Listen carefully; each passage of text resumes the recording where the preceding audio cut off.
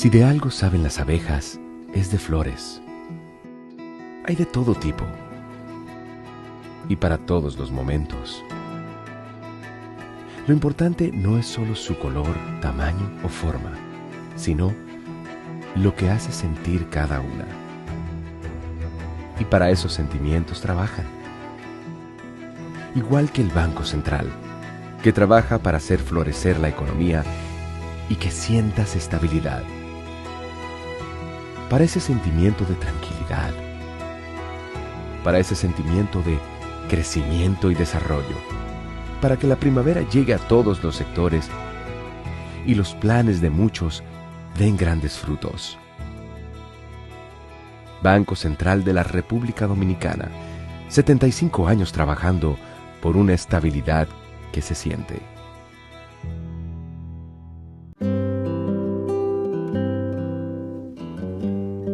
Hoy sé que no pido ni un rayo de sol para verte. No las tengo todas conmigo. Me deslumbras, me hipnotizas. De repente renaces despierto. No pido nada. Hoy sé que te quiero. Donde sea que haya un dominicano, ahí estaremos con él, porque somos Banreservas, el banco de todos los dominicanos.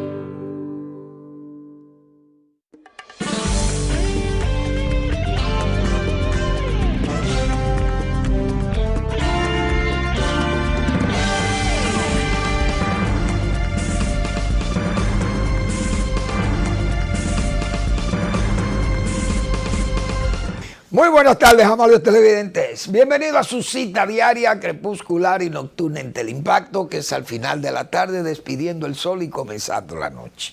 Ponga su caridad en buenas manos. Apoye el Patronato de Lucha contra el Cáncer de Villa González, incorporado.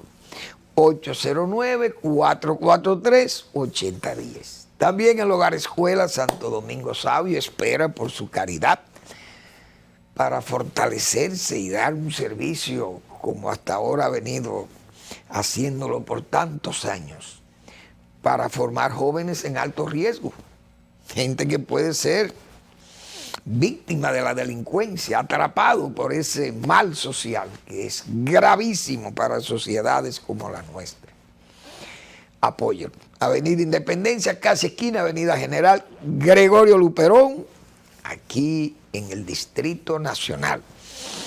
Bueno, ayer, porque siempre de esos programas uno tiene que casi darle continuidad, pero ayer mencioné un caso de Oviedo, de dos pequeñas poblaciones que son una especie como de barrios del propio municipio de Oviedo, que fueron viviendas construidas por Joaquín Balaguer, su gobierno, y que yo mencioné ayer que fuimos a entregar esa vivienda con Balaguer ahí en el 88, 1988. Pero yo quedé de dar los nombres de los lugares y no lo hice ayer. Entonces tengo que decirlo hoy para beneficio de la verdad y de este ejercicio no de autocomplacencia ni nada de eso, sino de complacencia con los televidentes. Pues los dos lugares, hay uno que se llama Los Tres Charcos, que ahí fuimos con Joaquín Balaguer a entregar 25 viviendas, como Balaguer lo hacía. Ese sí es verdad que hacía la vivienda sin buscar préstamos y sin nada de eso. Entonces, el otro poblado se llama Manuel Goya. Así es que se llaman esas dos comunidades pequeñas, dos barrios prácticamente. Pero yo señalaba un hecho muy importante sobre el agua.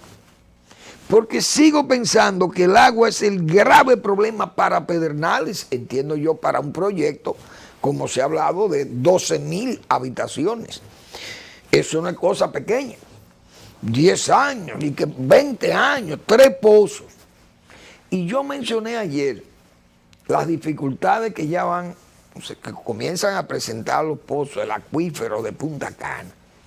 Y dije de lo que hizo Capcana, cómo previó que las cosas había que ponerlas más distantes, esos pozos, porque ese acuífero estaba muy cercano ahí al mar, y entonces viene la infiltración, y a medida que se va bombeando de ahí, el aforo, no vale el aforo, como dicen, porque es un uso intensivo de ese pozo, y entonces viene la infiltración.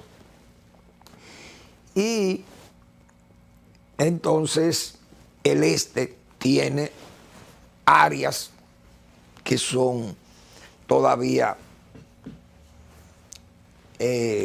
diríamos, explotables, agua acuífera, agua fluvial. Porque la presa de Zanate es una opción para el agua de Higüey y el agua de Punta Cana y Bávaro y Capcana. Es decir, si se pueden obtener 2 metros cúbicos o 3 o 2.50, qué sé yo, metros cúbicos por segundo de agua de la presa de Zanate, que se construya una presa en Zanate, bueno, pues se le sirve un metro a Higüey, que necesita el agua por la ampliación del pueblo ya, y además está servir la otra a los proyectos turísticos. Pero tiene también el río Duey, hay un río que pasa también por ahí, por Higüey, qué sé yo, ahí hay agua.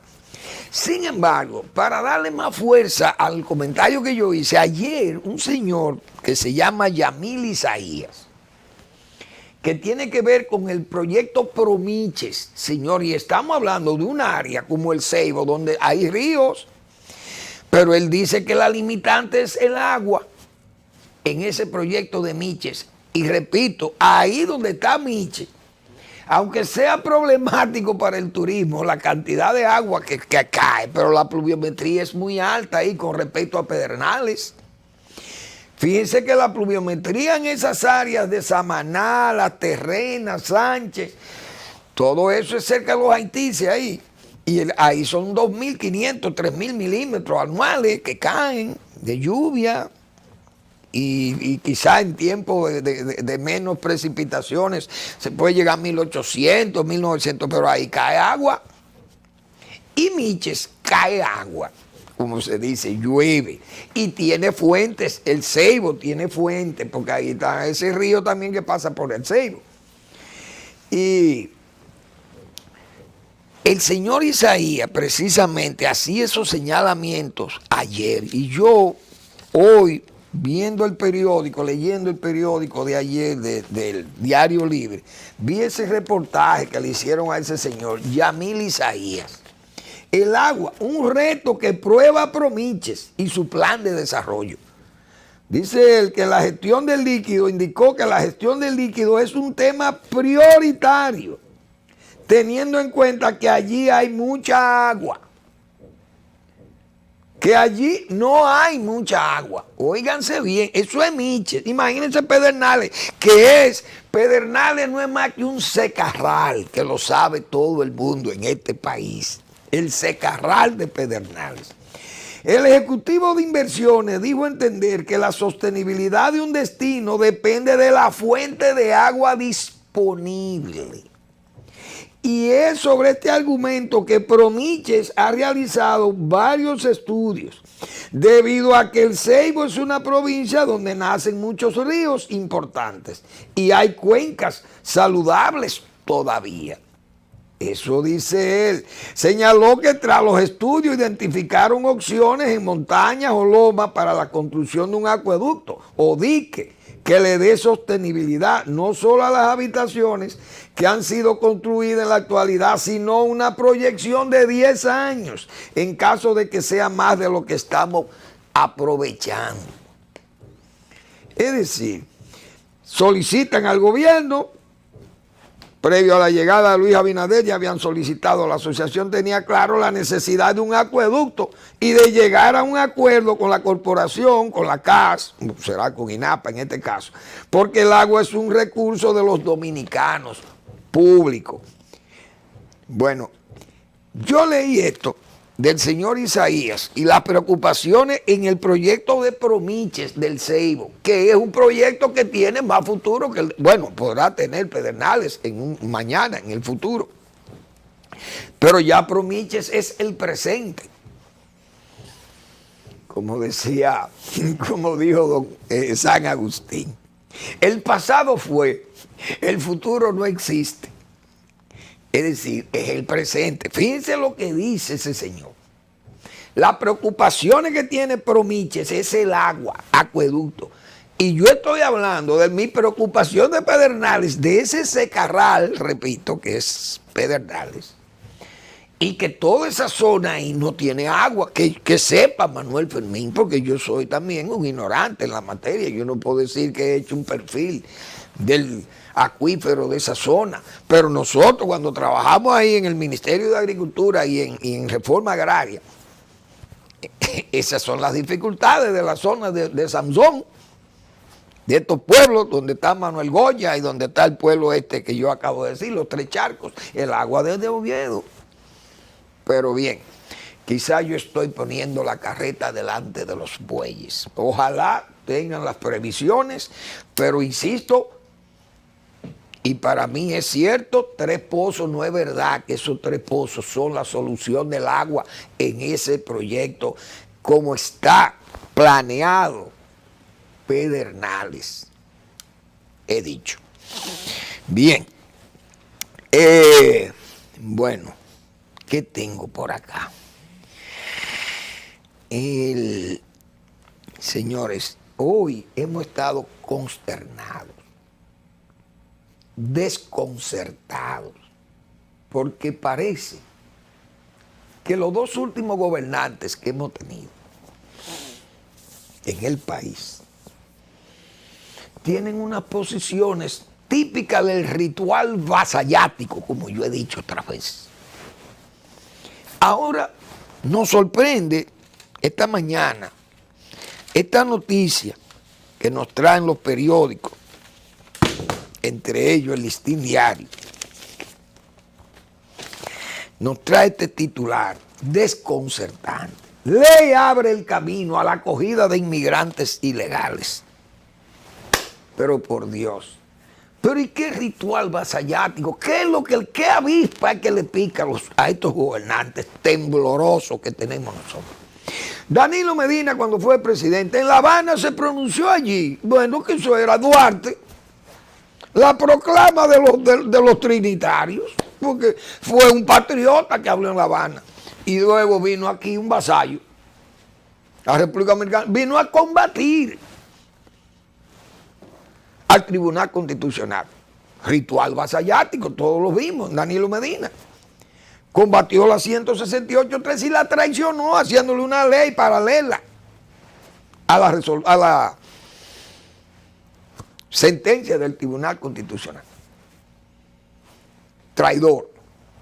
Entonces el presidente Abinader va a Los Ángeles y se niega en forma muy gallarda a firmar un documento que le obliga a esto, a que cualquier inmigrante ilegal, pero léase haitiano, porque ¿de dónde que vienen los inmigrantes aquí? Los que nos crean problemas a nosotros. Porque un cubano viene aquí y lo que quiere es irse para Estados Unidos.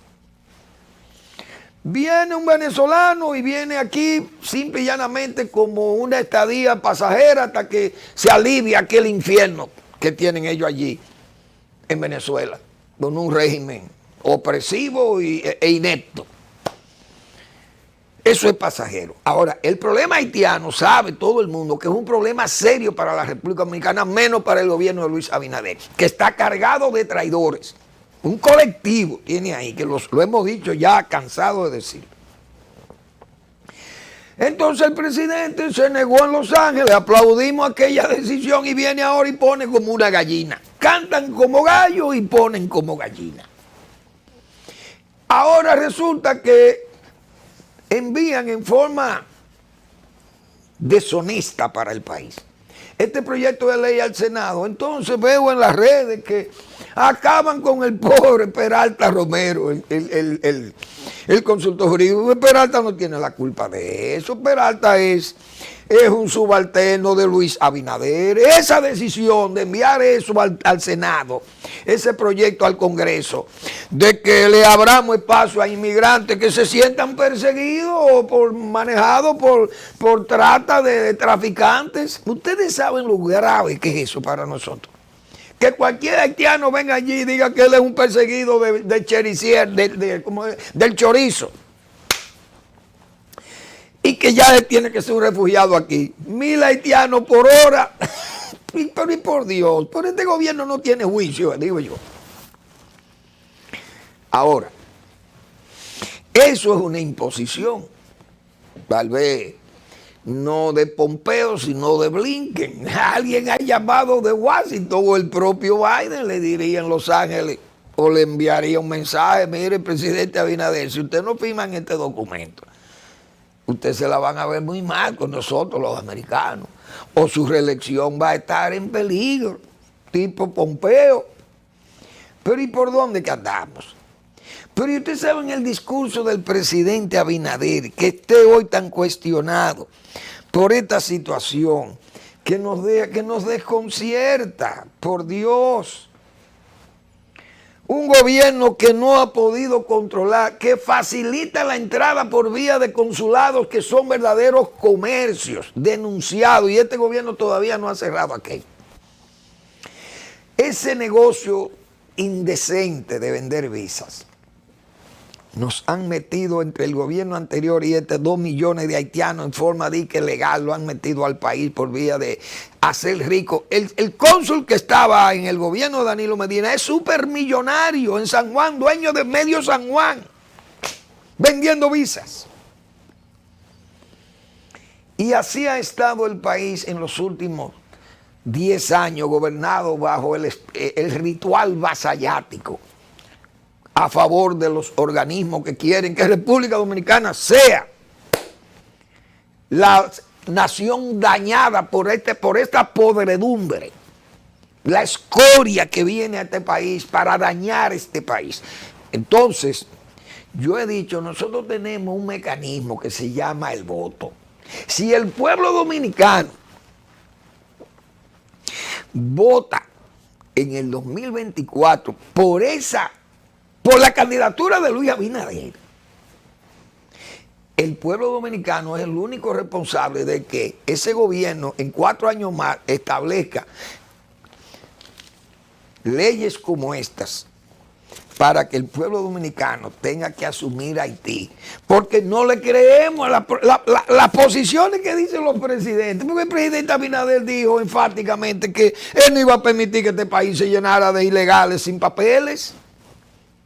Bueno, entonces lo va a legalizar por esta vía.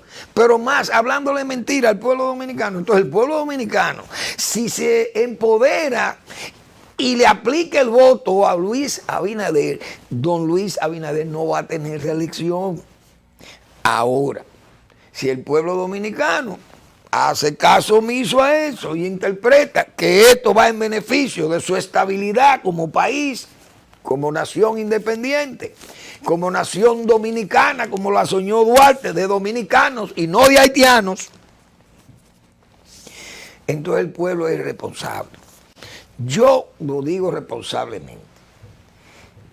Hasta el 2024, si estoy vivo por la gracia de Dios, si el pueblo dominicano vota eligiendo a quienes le crean su fracaso, yo renuncio a esa lucha por la soberanía y por la defensa de este pueblo, porque es un pueblo pusilánime que no valdría la pena defenderle. Yo lo digo muy responsablemente. Lo único que salva al pueblo dominicano de que este gobierno no lo entregue, óigalo bien, no lo entregue, porque que las evidencias están ahí, es el voto del 2024. A lo único que le temen un político en reelección es que ese voto se empodere en su contra y eso se manifieste con el voto en las urnas, cuando se cuenten en esas urnas los descontentos propios de que le han querido meter gato por liebre, y esto es un engaño al país. Vamos a la pausa.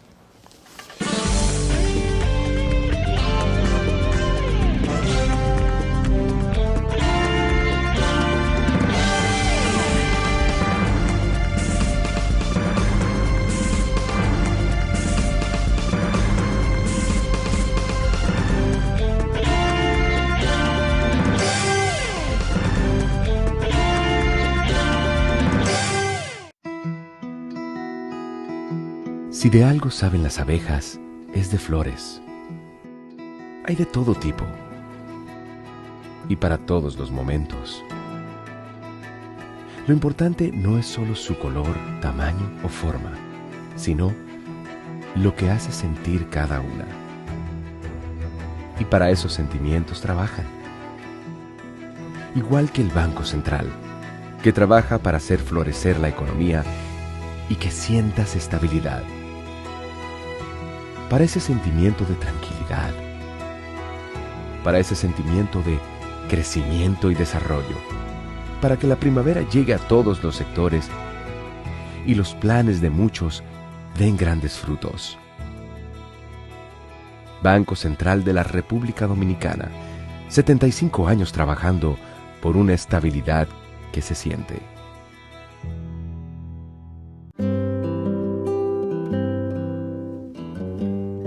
Hoy sé que no pido ni un rayo de sol para verte. No las tengo todas conmigo. Me deslumbras, me hipnotizas.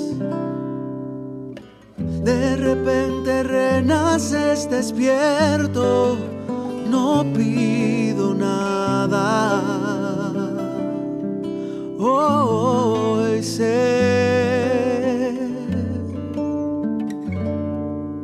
que te quiero. Donde sea que haya un dominicano, ahí estaremos con él, porque somos Banreservas, el banco de todos los dominicanos.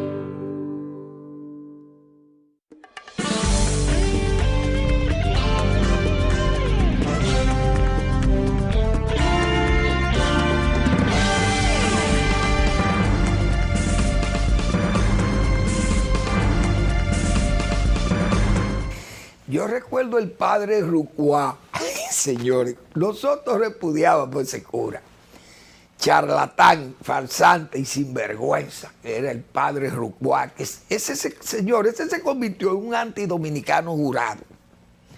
Recuerdo ese caballero, pero nosotros hicimos un juramento donde ese señor de una misa, Manuel Fermín, no asiste a esa misa.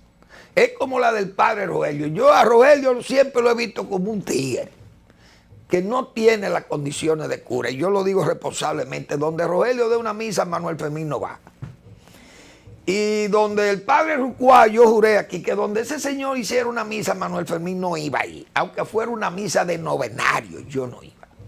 Porque ese era un señor que no le servía ni al pueblo dominicano, ni a la iglesia, ni a Dios, sino al diablo. Ese padre Rucuá, yo me acuerdo. Ustedes saben lo que es ese señor,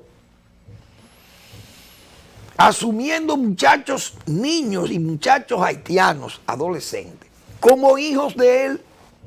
Es decir, ese sinvergüenza tuvo que haber hecho hijo de él, adoptado por vía de la adopción, que eso y que se podía hacer, y que un señor dominicano podía adoptar hijos, niños extranjeros como hijos, y llenarle su documento. No, yo lo voy a mantener, yo lo voy a cuidar, y estos niños yo lo voy a considerar hijos míos. Ese señor de charlatán, yo no sé cuántos haitianos dejó de que como hijo del padre Rucuá. ¿Quién sabe dónde está el padre Rucuá? Yo no sé si habrá, si vive. Si vive, que en paz descanse, si es que vive. Y si está muerto, que en paz descanse. Y si vive, no quiero ni verlo. Al padre, al famoso padre Rucuá de Barahona. Era en Barahona que estaba el señor. Pero es que tenemos que, yo otra vez se lo he dicho, sé que meto fuertes sentimientos a estos comentarios, pero es que uno tiene que hacerlo porque es que estamos ya doloridos. Los dominicanos luchando para salvar este país y el pueblo se queda como mirando para otro lado, dormido, como anestesiado. Bueno, entonces que muramos así. No, entonces uno lo que tiene que alejarse de él y dejarle a este pueblo que se derrique por ahí, que siga ahí, que los políticos se hagan cargo de él. Eso no tiene madre. Increíble, Dios mío. Bueno, vimos las condenas son verdaderamente ridículas, pero eso fue lo que acordó el Ministerio Público, que le pidió eso a los jueces. Mire, condéneme al señor Pagán a 5 años.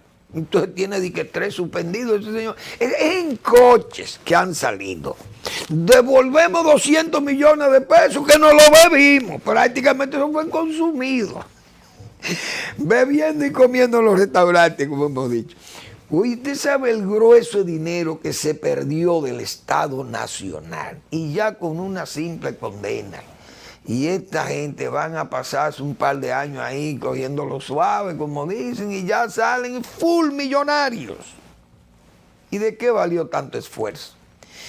Y lo que firmaban los decretos nombrando a los corruptos, y lo que le daban las órdenes para que esos corruptos actuaran a favor de sus corruptos preferidos del régimen,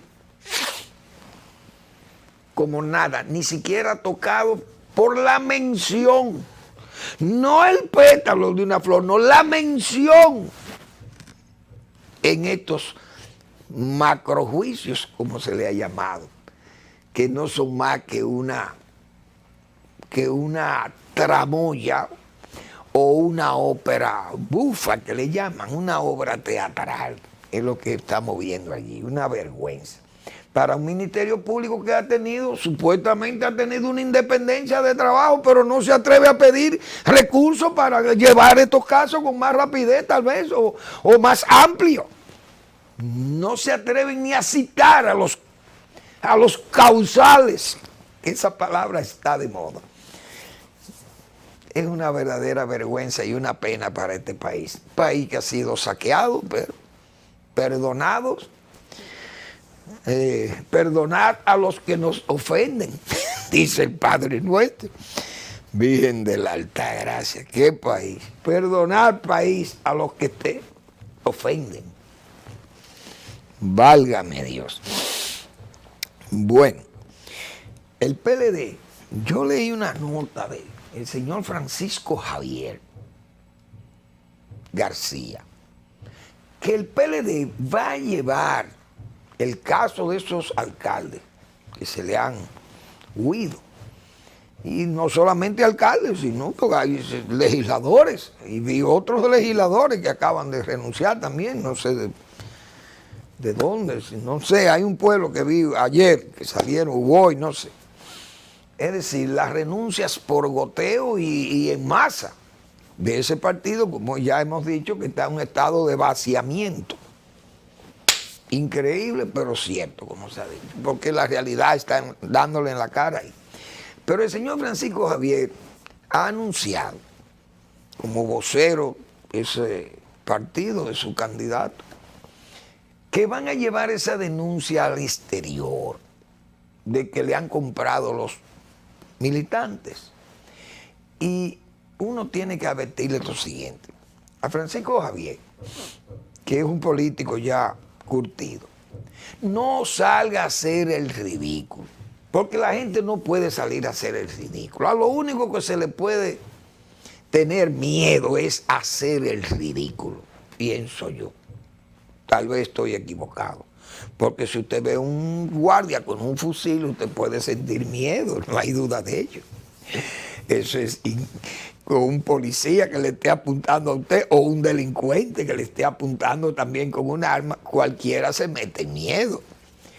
Pero en sentido general, solo le debemos tener miedo a hacer el ridículo, porque hasta para morir usted tiene que tener dignidad, como el Che Guevara, que el Che Guevara le dijo a su en aquella escena patibularia en que murió el Che, decirle al fusilero, mire,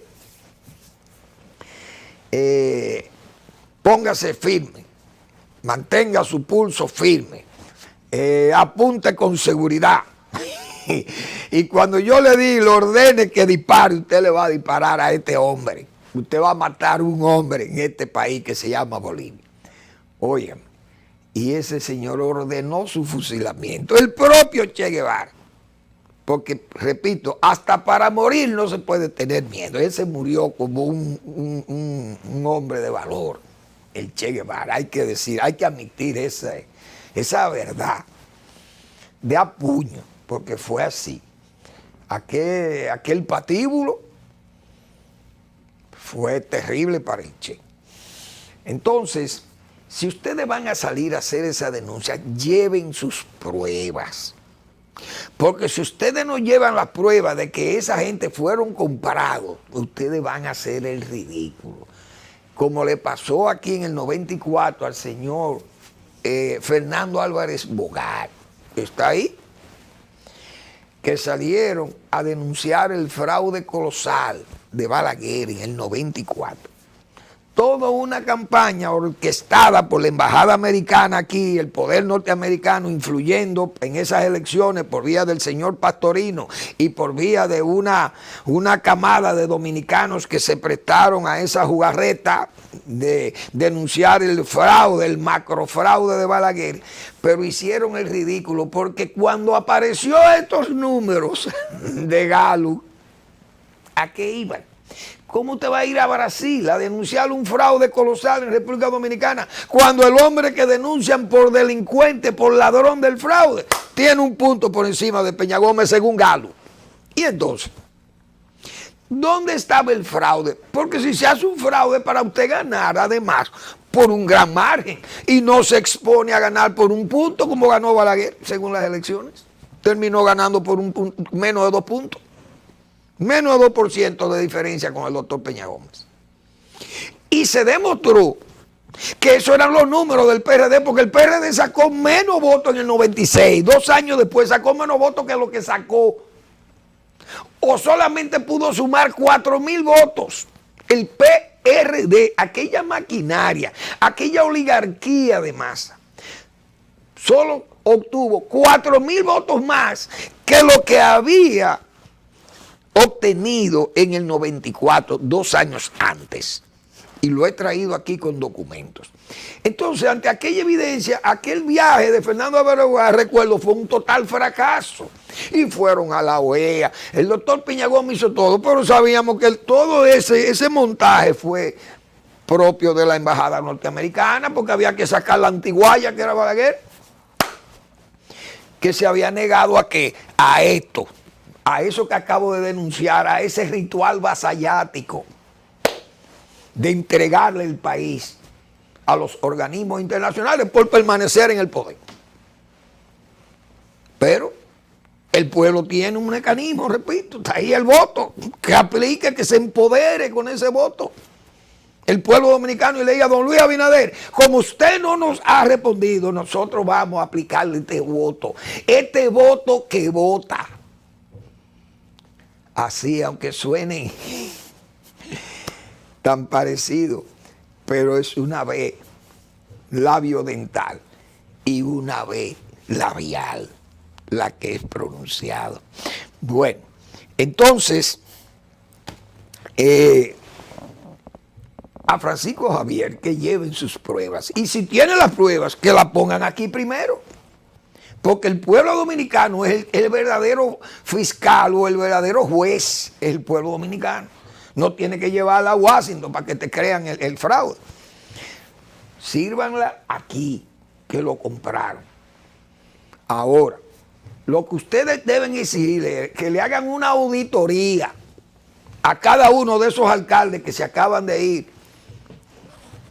al gobierno. Audítenlo. Pídanle a la Cámara de Cuentas, no a la Junta Central Electoral, no a la Cámara de Cuentas. Mire usted, auditen esos señores. que están escondiendo un robo, lo que han hecho, los desfalcos que le han hecho a estos municipios. Y el gobierno lo que le va es a tapar eso. Como aquella propuesta, reelección por reelección. ¿De quién es el término? Señores,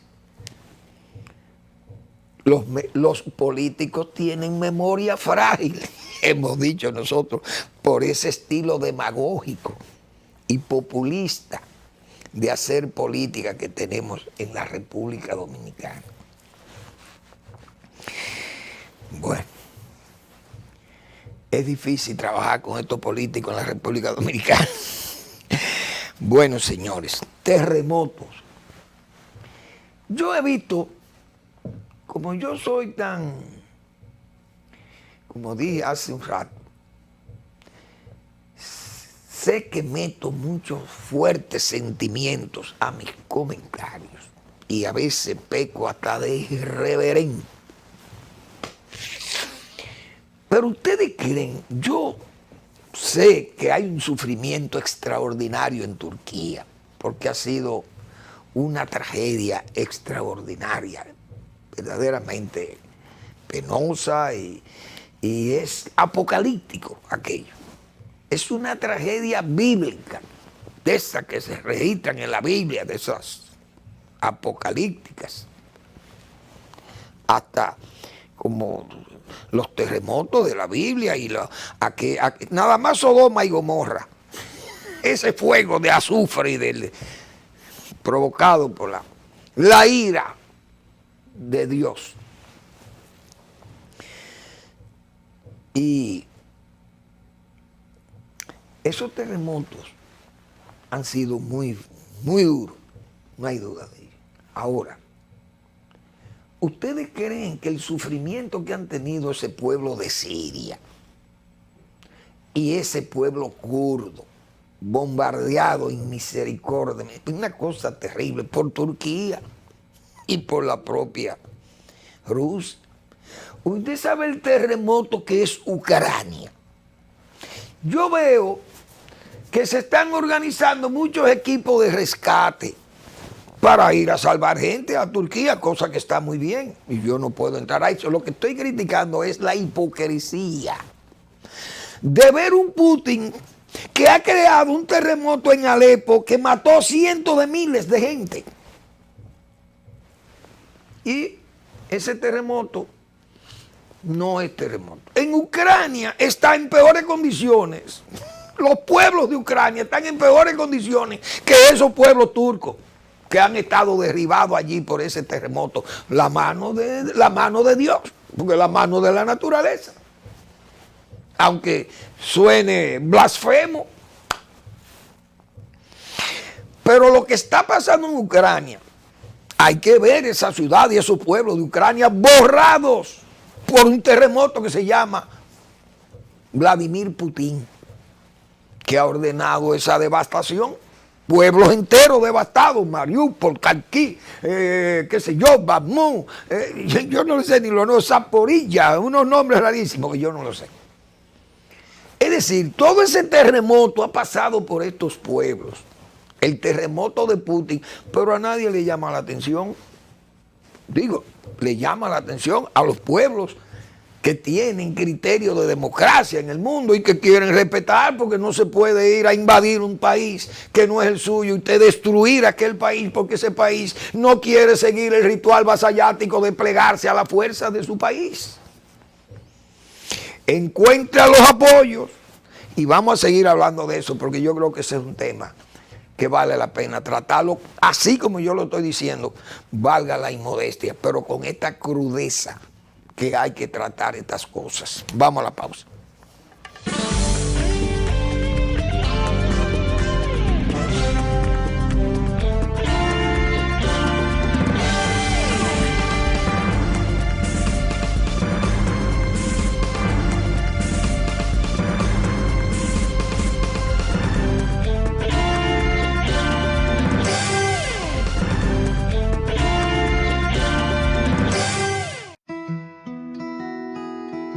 Si de algo saben las abejas, es de flores. Hay de todo tipo y para todos los momentos. Lo importante no es solo su color, tamaño o forma, sino lo que hace sentir cada una. Y para esos sentimientos trabajan. Igual que el Banco Central, que trabaja para hacer florecer la economía y que sientas estabilidad. Para ese sentimiento de tranquilidad. Para ese sentimiento de crecimiento y desarrollo.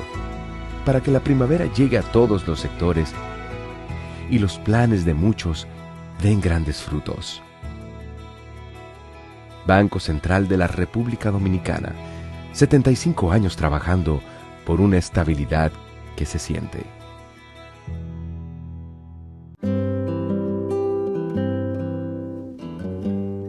Hoy sé que no pido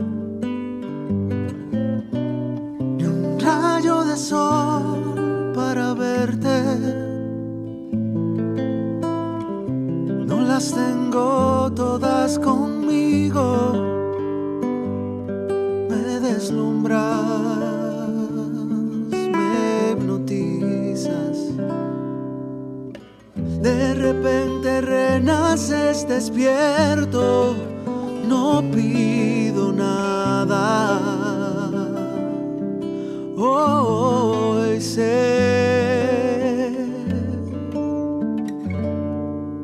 que te quiero. Donde sea que haya un dominicano, ahí estaremos con él.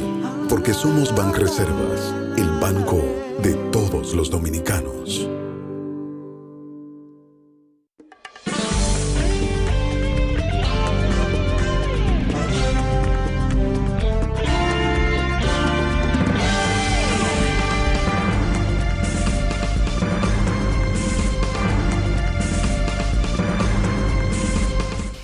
Bien, con este caso de la guerra de Ucrania y ese terremoto, repito, de Ucrania, porque el terremoto de Turquía es una realidad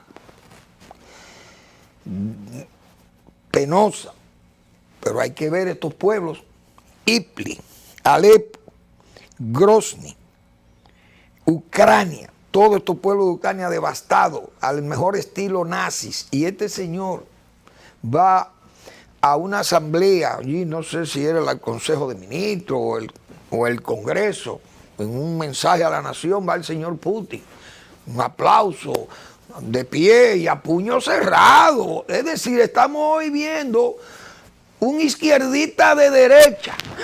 Estamos asistiendo a un verdadero portento en el mundo. Primera vez en la historia política en que un izquierdista es de derecha, después que se inventaron esos términos, a raíz de del parlamentarismo francés. Este señor Putin quiere hacerle ver al mundo que estamos en riesgo de una guerra nuclear, porque ¿a quién es que se le teme? ¿A Rusia o a Putin? Porque Rusia es débil, o Rusia ya no es la Unión Soviética, y aquella Unión Soviética tenía mejor comportamiento y era más fuerte que Rusia, y nunca se habló de guerra nuclear, aún en Guerra Fría, y se hacían guerras, porque allí estaba Vietnam, como yo dije, los americanos pidieron 50,000 muchachos ahí, le mataron allí, en Vietnam, con armas rusas y chinas, y Estados Unidos no amenazó ni a Rusia ni a China, y Brezhnev y Khrushchev, y hasta Stalin, que tuvo cuando la guerra de Corea, ninguno de ellos era menos que Putin, pero sabían cuál era la responsabilidad que ellos tenían con esas armas y con esa guerra y con esa guerra fría, cómo se luchaba.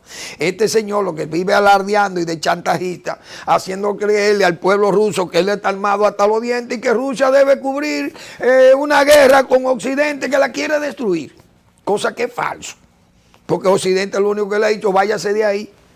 Entonces Rusia no puede perder guerra. Sí, Rusia ha perdido 5 guerras o 6 guerras. Ha perdido Rusia. ¿Y qué ha pasado? Se ha tenido que recoger. La guerra con los mongoles. Los mongoles devastaron a Rusia. Y el zar tuvo que recoger su bate, como dice. Y perdieron su guerra en 1200 y algo por allá con los mongoles. Hubo otra guerra, que fue la guerra que le llamaron la guerra la guerra Livona, con los bálticos, y la perdieron también. La guerra de Crimea, eso fue en el siglo XVIII, perdieron la guerra de Crimea los zares y tuvieron que recoger sus bates. Perdieron la guerra con Finlandia y tuvieron que recoger la Unión Soviética, los bolcheviques, y recogieron sus bates. En la Primera Guerra Mundial Lenin recogió a Rusia para complacer a Alemania, para que Alemania lo dejara tranquilo. Se salió Rusia con fines de debilitar la alianza contra en la Primera Guerra Mundial. Sacaron a Rusia de la guerra, los bolcheviques. Pero Rusia perdió la guerra de Afganistán y salió como el rabo entre las patas, el oso ruso. Los osos tienen rabo. Yo no le he visto rabo a los osos. Pero bien, ¿qué otra guerra? La guerra otomana, con los otomanes y con los de Turquía. El sultán Ahmed, no me acuerdo cómo se llamaba, el sultán Ahmed, que era famoso. Ese humilló al zar y Rusia perdió esa guerra. ¿Quién ha dicho que Rusia no puede perder guerra? Y perdió la de Japón en el Pacífico, que le diezmó la marina soviética del Pacífico, se la diezmó Japón. Entonces, ¿cuál es el peligro? Que Rusia no puede perder guerra, ni Putin puede perder guerra así, porque Khrushchev, Stalin y toda esa gente perdieron guerra. Y pelearon guerra contra Estados Unidos, y Estados Unidos no lo amenazó con lanzarle bomba atómica. Y Estados Unidos perdió su guerra y se tuvo que largar de Vietnam y se tuvo que largar de Afganistán y de Irak, y peleó su guerra ahí en Fallujah, casa por casa la peleó Estados Unidos y perdió miles de muchachos y heridos y discapacitados en cantidades industriales, como se dice, y están ahí, perdieron su guerra. ¿Cuál es el problema entonces? Rusia perdió la guerra, la Livona. Esa guerra fue en 1583, tengo aquí. Iván el Terrible, el propio Putin, y Putin es más que Iván el Terrible. Iván el Terrible tuvo que recoger los bates con esa guerra Livona de los Bálticos. Polonia y todos se unieron contra Rusia y vencieron a Iván el Terrible. Tuvo que recoger su bate. Y la de Crimea, el zar, no me acuerdo, Pedro I, Pedro no sé, esa perdió también la guerra de Crimea contra Alemania y un grupo de países ahí europeos. Entonces, ¿cuál es el problema? Si no tiene, porque lo que tiene que hacer es irse de ahí y evitar más terremotos como lo que ha creado en Ucrania, que tiene a Ucrania devastada, y el mundo izquierdista y de derecha. Yo no entiendo esto. La nueva expresión, yo soy izquierdista de derecha. Y esto, señores. Bueno, cayendo en el plano local,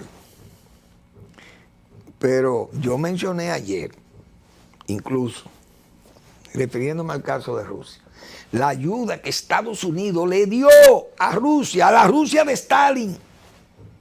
Y este señor, este genocida, le hizo a Stalin un homenaje estatuándolo. Un homenaje en Stalingrado a este señor que mató más de 20 millones de rusos. Que la matanza de Katyn, que yo lo he mencionado muchísimas veces aquí, mató 20.000 soldados oficiales del ejército polaco. Y se lo quisieron poner a los nazis. Hasta que con el tiempo se demostró que las balas y las armas usadas eran rusas. Tuvo que morir Stalin y venir, creo que Gorbachev fue el que entregó el informe final, o Chernenko, no me acuerdo cuál de esos presidentes, de esos que dirigieron la Unión Soviética después de Brezhnev. Y tuvieron que admitir a Polonia que ellos fueron lo de la matanza de Katyn. Más de 20.000 oficiales del ejército polaco lo asesinó, lo mandó a asesinar el propio Stalin. Ahí están los documentos ya públicos, firmados por el propio Stalin. han vivido en una total mentira y la gente creyéndole a estos genocidas. Es increíble. Bien, el señor Leonel Fernández hizo unas declaraciones. Tal vez, no sé si serán un poco burlonas o muy conscientes de que la inflación derrota al gobierno. Bueno, que el precio de los alimentos va a derrotar el gobierno de Luis Abinader. No importa que el gobierno tenga que la economía, que va bien. Dice que el precio de la comida derrota a los gobiernos. Y hay un asunto que yo recuerdo. En 2008, fíjense lo que es la situación que había, y le tengo que dar la razón ahí a Leonel Fernández en parte, porque en 2008, que fue la reelección de Leonel Fernández, se vio afectado por una serie de problemas, de crisis alimentaria, una, la crisis financiera, inmobiliaria, dos, y la crisis energética, tres. Y Leonel Fernández casi pierde las elecciones. Y el que estaba dirigiendo la economía era Héctor Valdés. Y Valdés tenía un control efectivo de lo que estaba pasando, pero era una situación internacional grave que caía sobre la República Dominicana. Y recuerdo que a esas tres crisis se le sumaron una crisis por daños ambientales creados por la tormenta Noel y no recuerdo cómo se llamaba la otra. Olga y Noel. Dos tormentas que devastaron el agro nacional. Porque esa sí es verdad que hicieron efecto. Porque ahí llovió en el país entero y el país entero fue arrastrado por esas dos tormentas. Diciembre del 2007, creo que fue. Recuerden lo que pasó con la presa de Tavera, mal manejada por un inepto que nombró Leonel Fernández en el INDRI. Y casi borran a Santiago. y dañó la línea entera. Aquel desorden de agua que salió de la presa de Tavera. Y además de eso, de esa crisis, vino la influenza aviar y diezmó prácticamente. La industria avícola la tenía acorralada. El gobierno, yo recuerdo, para Leonel Fernández salvarse de esa situación, se salvó por dos razones. Una, la política que se aplicaron, tanto en la economía, Valdés y su equipo, que siempre estuvo presente ahí y que manejaron no intoxicación, no, sino aquel contagio internacional, que el arroz, yo recuerdo, el arroz de Estados Unidos prohibió la venta de arroz, incluso en su propio país lo limitó a 5 libras por familia. O 5 kilos por familia. Estados Unidos. China cerró sus exportaciones. Vietnam cerró sus exportaciones. Tailandia cerró. Grandes productores y exportadores de arroz. Filipinas, un gran consumidor, más de 100 millones de filipinos comiendo arroz como locos. Y desesperado, y cerraron toda la India, cerrada a cada canto las exportaciones de alimentos porque fue una crisis mundial. El país sorteó aquello. Y Leonel Fernández, señores, que era un excelente líder y que había poblado un bosque talado, que ese bosque económico de este país fue talado, ese bosque, en el gobierno 2000-2004. Y ya para el 2008 el país estaba repoblado de árboles, como se dice metafóricamente hablando. Es decir, Leonel, su gobierno, repobló el bosque talado, para decirlo metafóricamente hablando. Señores, y hay que ver que Leonel Fernández ganó las elecciones precariamente. de un candidato refractario, como fue Miguel Vargas, que no era un buen candidato, Miguel, pero la situación era tan difícil, tan grave. No es la de hoy, claro que no. Pero no deja de tener alguna razón cuando señala que esos precios de los alimentos el gobierno tiene que buscar la vía de mandar una producción nacional. Aquí hay que sembrar hasta los patios, como los tiestos. Aquí hay que hacer hasta, ¿cómo diríamos? Huertos familiares, institucionales, huertos escolares. Aquí hay que sembrar este país y buscar la forma de que se puedan abaratar los alimentos, porque ese precio de los alimentos y los combustibles puede afectar el gobierno.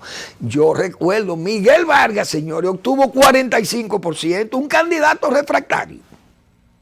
Miguel, que el PRD, aquel mecanismo electoral, aquella herramienta, aquella oligarquía de masa, como yo la defino,